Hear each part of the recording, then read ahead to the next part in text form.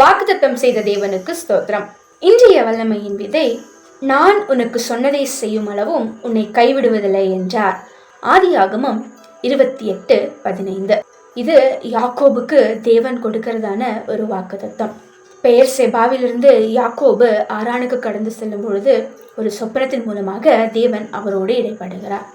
தேவன் தனக்கு கொடுத்த வாக்குத்தத்தின் படியே ஒரு குறித்த காலத்துல அத்தனை காரியங்களுமே அவருடைய வாழ்க்கையில நிறைவேற்றி முடித்தார். அதே போலதான் நம்முடைய வாழ்க்கையில தேவன் கொடுத்ததான திட்டங்கள், தீர்மானங்கள், தரிசனங்கள், ஊழியங்கள் இவை அனைத்தையுமே அவர் நேர்த்தியாய் நம்முடைய வாழ்க்கையில செய்வார். நம்ம நினைச்சிட்டு இருக்கலாம், நான் இவ்வளோ ஜெபிக்கிறேன், இவ்வளோ பாடுகள் வருது, பிரச்சனைகள் வருது, அவர் சொன்ன வாக்குத்தத்தங்கள் என் வாழ்க்கையில் எப்படி நிறைவேறும், நான் எப்படி நம்புறது அப்படின்னு ஒரு சில சிந்தனையில் நம்ம கலங்கி கொண்டிருக்கலாம். ஆனால் கர்த்தர் சொல்கிறாரு, நான் உனக்கு சொன்னதை செய்யும் அளவும் நான் உன்னை விட்டு விலகுவதில்லை. வேதத்தில் ஒரு வசனம் இப்படியாக சொல்கிறது, நான் உன்னை விட்டு விலகுவதும் இல்லை, உன்னை கைவிடுவதும் இல்லை. அவனுக்கு பிரியமானவர்களே, அவர் ஒருபோதும் நம்ம விட்டு விலக மாட்டார்.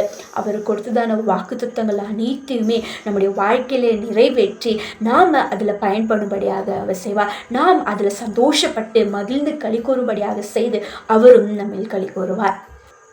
குறித்த காலத்திற்கு அவர் கொடுத்ததான தரிசனங்களும் தீர்மானங்களும் வைக்கப்பட்டிருக்கிறது. விரைவில் அது நிறைவேறும். யாக்கோபுக்கு அது நிறைவேறி அவருடைய சொந்த கண்கள் காணும்படியாக செய்தது போல நம்முடைய வாழ்க்கையிலும் அவர் வைத்திருக்கிறதான தரிசனங்கள், திட்டங்கள், தீர்மானங்கள் இவை அனைத்தையுமே ஒரு நாள் நிச்சயமாக நம்முடைய வாழ்க்கையில் நிறைவேறப் போகிறது. நாம் ஒவ்வொரு நாளும் காத்திருக்கும் போது அந்த ஆசீர்வாதத்தை நாம் பெற்றுக்கொள்வோம். யாக்கோபு கோலும் கையுமாக தான் சென்றார். ஆனால் திரும்பி வரும்போது 2 பரிவாரங்களோடு அவர் வந்தார்.